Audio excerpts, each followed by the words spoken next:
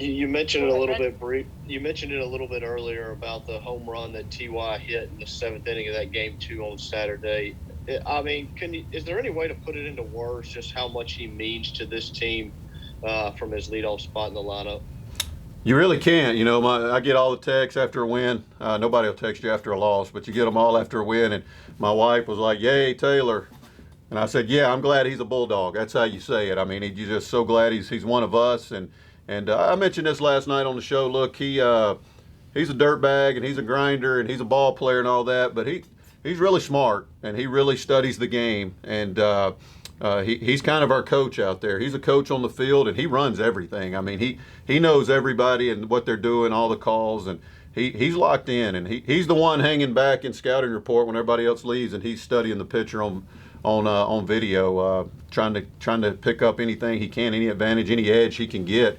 But yeah, he is a dirtbag, but he's really smart. He's a really, really good baseball player, and he's one of those guys. He doesn't shy away from the moment. He runs to it. If you look at him over the weekend, I think he was 4 for 16 and something like that. That's not a great weekend, but he had the huge triple on Friday night. There was a moment. It's a high leverage moment. We need a run. 2 outs. He hits a triple, drives in a run.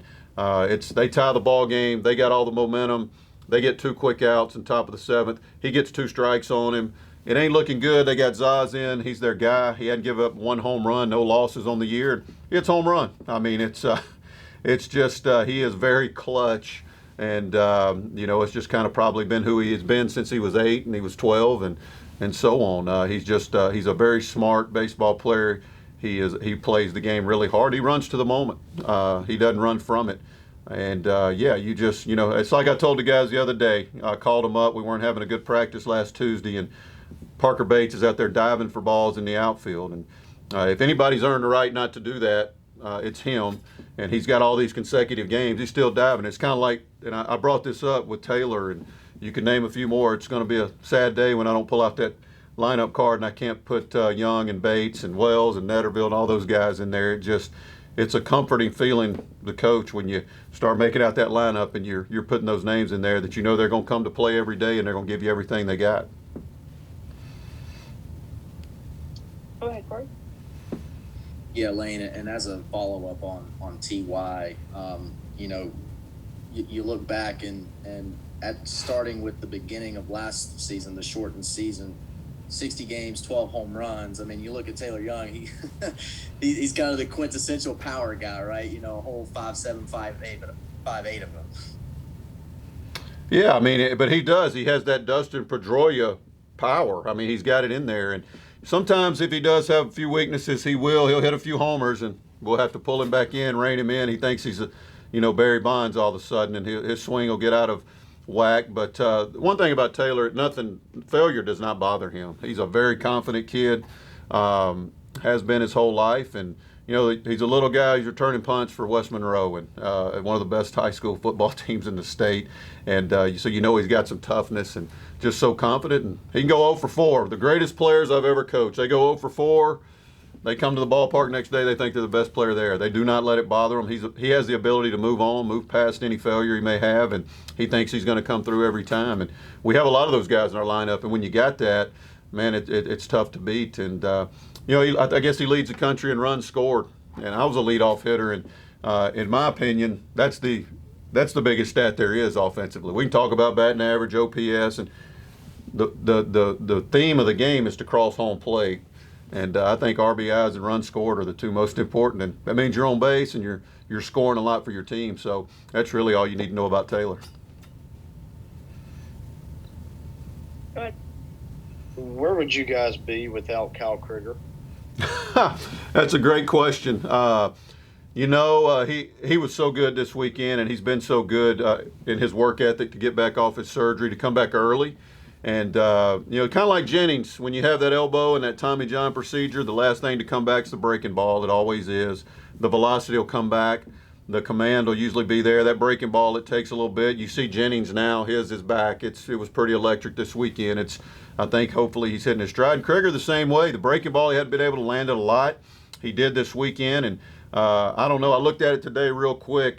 He hadn't pitched a lot. He's already got 4 saves. So without him, the ability to throw strikes at a very high level in high leverage situations, the competitiveness and not shying away from anything. You can rattle one off the wall or hit a ball 500 feet. He's right back up on the bump, ready to compete and get after it. So to answer your question, we wouldn't be 32-11 or whatever we are, 18-6. I can tell you that if we didn't have him. So we put a lot. Tompkins was out for a while. We put a lot on him when he came back, and to have Kyle down there that he may get hit or he may not win it or save it, but he's going to throw strikes and he's going to give you everything he's got. And to have two guys down there that can close out ball games for you, it's a comforting feeling to our staff, and that you can hand the ball to them and tell them to get you 3-6 outs and 3 or 6. And I think Krager threw 4 on Sunday, 4 innings. First time we've extended him that much. Got close to 50 pitches, and he was electric. He was lights out, and basically won the ball game for us. Go ahead, Corey. Yeah, Lane, you mentioned in your opening statement, you mentioned the bullpen. Did you see what you felt like you needed to see out of the bullpen guys this weekend to really sort of regain that full confidence back in that group as we get ready to go down the home stretch here of the regular season? Yeah, I think so. Great point. Look, I mentioned this last night. Didn't really think about it till the series was over. When's the last time Kyle Griffin didn't come into a ball game on a weekend? You're talking about 4 games on a weekend, and he didn't come in there. That means guys are getting the job done.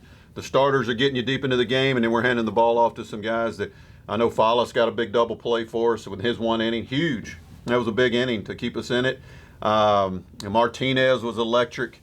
He was really good. As a matter of fact, their coaches, he was the one they were all talking about the next day. Man, that guy, he was 93, 94 with a plus slider. And Coach Silva, he told me, he said, look, the bullpens were good all week. I didn't sit in on them. They were down there working. And I asked him what he thought going into to the weekend. He said they were focused. The bullpens were the best they've been all year. I didn't feel like there was any shenanigans or riffraff down there. They were locked in, and I think it showed up all weekend. I think the guys were, maybe enough's enough. We've heard enough from Coach and everybody. We get it. We know we have to step up, and I just think the fact that Griffin and nothing. Obviously, we want to use him. He's a big piece. He never got in a ball game. I don't know if that's even happened since he's been here in our program. I don't know if we win a weekend without him pitching, and that just goes to show what a great job our guys that we did call on came in and never really ran into much traffic and threw strikes, got us the outs when we needed them in high leverage situations, and we were able to get the win. All right, we have time for one more question, if you guys had one for Coach. All right, Corey.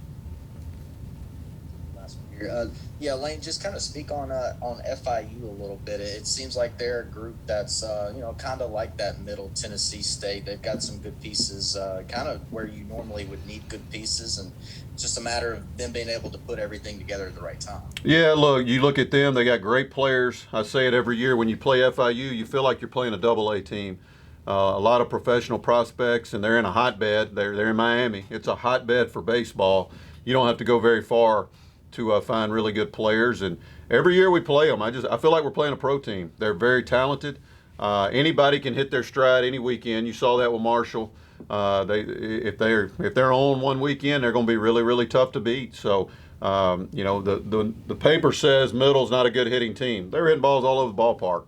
This weekend. It says Marshall's, not real good. They come in here and play us off our feet and didn't really do much wrong the entire weekend. So it isn't who you play, it's when you play them.